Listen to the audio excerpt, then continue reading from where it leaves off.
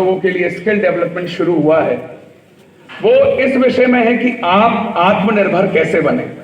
आज की डेट में जिसके बारे में मैं बात कर रहा था, जब आप सपना देखते हैं और सोच रखते हैं कुछ बनने की, तो इसी तरीके की एक छोटी सोच मैंने रख ली थी बचपन में।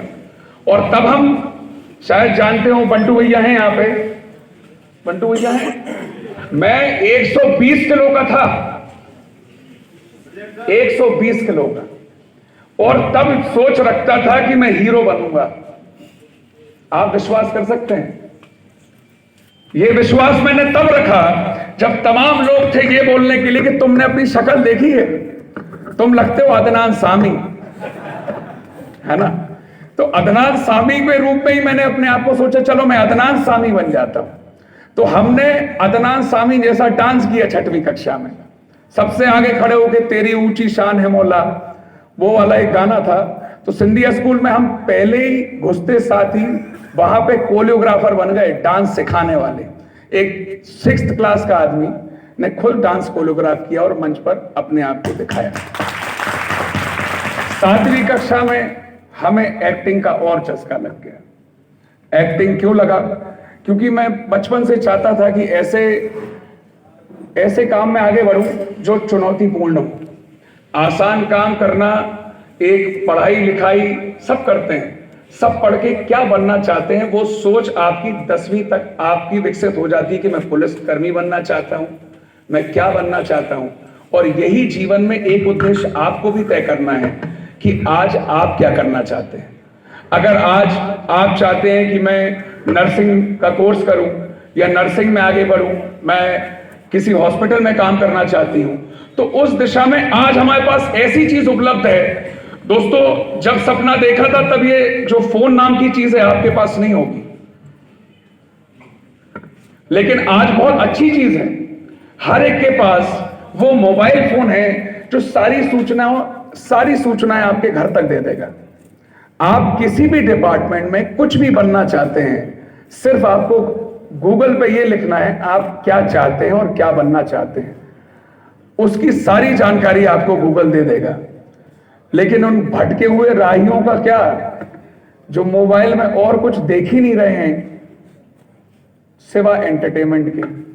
क्योंकि आज मोबाइल के 2 चीजें हैं, एक फायदा भी देता है, एक उसका नुकसान भी है।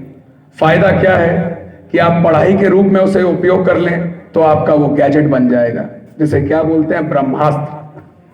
और नुकसान क्या है, अगर पिक्चरें देखने में लगे रहे तो पूरी जवानी चली जाएगी, फिर बुढ़ापे में सोचेंगे यार सही समय पे पढ़ लेते तो आगे बढ़ जाते।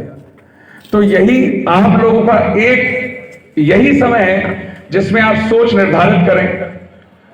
कठिनाई, संघर्ष हर जगह करना पड़ता है, चाहे किसी भी चीज का, चाहे हमारे युवा साथी यहां पर चाहे मंडल अध्यक्ष हो, उसके लिए कठिनाइयां चल रही हैं, चाहे एक युवा पुलिस कर्मी है तो पुलिस की चुनौती में सुबह दौड़ता है, चाहे वो आईएएस अधिकारी जो पढ़ना चाहता है वो किताबें खोल के ज्ञान अर्जित कर रहा है कि मैं इस बार तो अपनी एग्जाम क्लियर करके एक अच्छी सी नौकरी पालूं, चाहे हमारे अतिथि शिक्षक हों जो इस बात से परेशान है कि हम परमानेंट शिक्षक बन जाएं।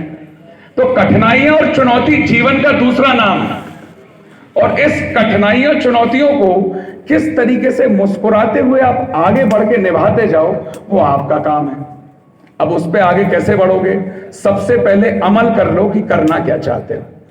जब सोच बन गई है तो फिर वो अर्जुन की कहावत है ना कि मछली की आंख देखनी है तो मछली की आंख ही देखो, फिर पूंछ नहीं देखो।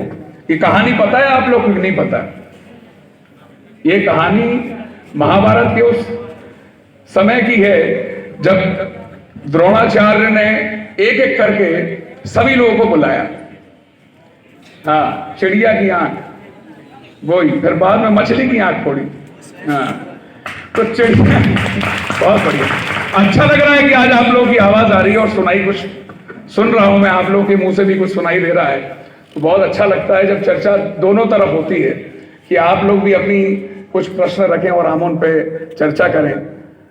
तो सभी छात्राओं को मैं बस ये बोलना चाहता हूं, यहां से एक सपना देखें और सपना मुंबई तक पहुंचा तो उसके लिए भी चुनौतीपूर्ण ये था कि अपने पिताजी से लड़कर ये सपना मैंने उसके लिए समय लिया कि आप हमें 1 साल का समय दें, जिस समय आप हमें कुछ समय देंगे तो उसके बारे में हम थोड़ी मेहनत कर सकेंगे।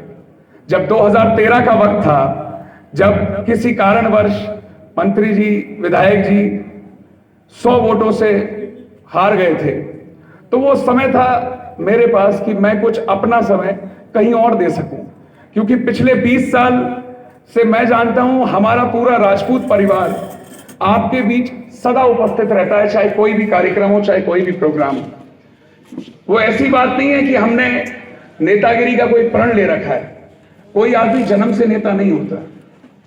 जो सेवक के रूप में, समाज सेवक के रूप में आपके बीच काम करे, वो सच्चा जनसेवक होता है, जो आपके 24 घंटे आपके हमेशा उपलब्ध हो।